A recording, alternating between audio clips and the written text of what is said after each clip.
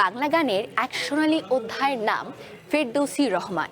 পল্লীগীতি, নজরুল সঙ্গীত, খেয়াল থেকে চলচ্চিত্রের গান সবখানেই আছে তার কণ্ঠের জাদুকরী ছোঁয়া। দীর্ঘ ৮ দশকেরও বেশি সময় ধরে তিনি ছড়াচ্ছেন সুরের আলো। ১৯৪১ সালের ২৮ জুন জন্ম নেওয়া কিংবদন্তি এই কণ্ঠশিল্পীর জন্মদিনে রইল আমাদের শুভকামনা।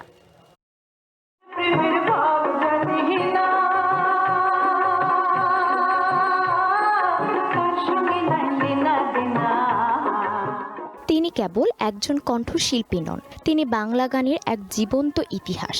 সুরের মায়াজালে যিনি দশকের পর দশক মুগ্ধ করে রেখেছেন কোটি বাঙালিকে, তিনি আমাদের গানের পাখি ফেরদৌসী রহমান।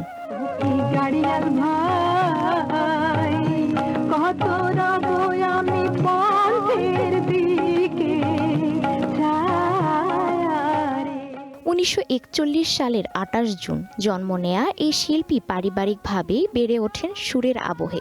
বাবা লোকসঙ্গীতের সম্রাট আব্বাস উদ্দিন আহমেদের হাত ধরেই সঙ্গীতে হাতেখড়ি। মাত্র ৮ বছর বয়সে রেডিওতে খেলাঘরের মাধ্যমে গান গাওয়া শুরু। এরপর সুরের ভুবনে ধ্রুপদী, নজরুল সঙ্গীত, পল্লীগীতি কিংবা চলচ্চিত্রের গান সবখানেই ছড়িয়েছেন নিজের ধুতি।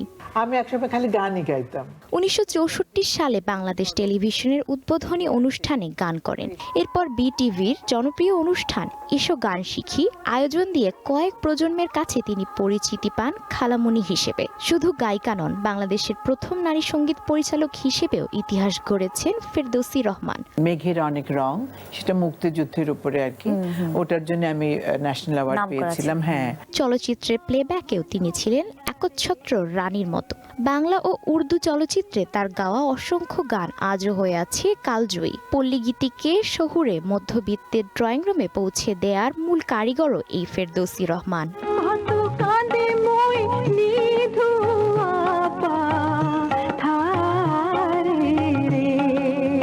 সঙ্গীতে অসামান্য অবদানের স্বীকৃতি স্বরূপ ফেরদৌসী রহমান ভূষিত হয়েছেন ২১ পদক, স্বাধীনতা পুরস্কার এবং জাতীয় চলচ্চিত্র পুরস্কারের আজীবন সম্মাননায়। তবে শ্রোতাদের ভালোবাসাকে পুঁজি করে জীবনের দীর্ঘ পথ পেরিয়ে আজও এই শিল্পী গানের মাঝেই খোঁজেন পরম আনন্দ। বাংলাদেশের সঙ্গীত ইতিহাসে ফেরদৌসী রহমান শুধু একজন শিল্পীর নাম নয়, তিনি একটি প্রতিষ্ঠান। জন্মদিনে এই গুণী শিল্পীর প্রতি রইল শ্রদ্ধা ও শুভকামনা। Nabiha Nuha, one entertainment desk.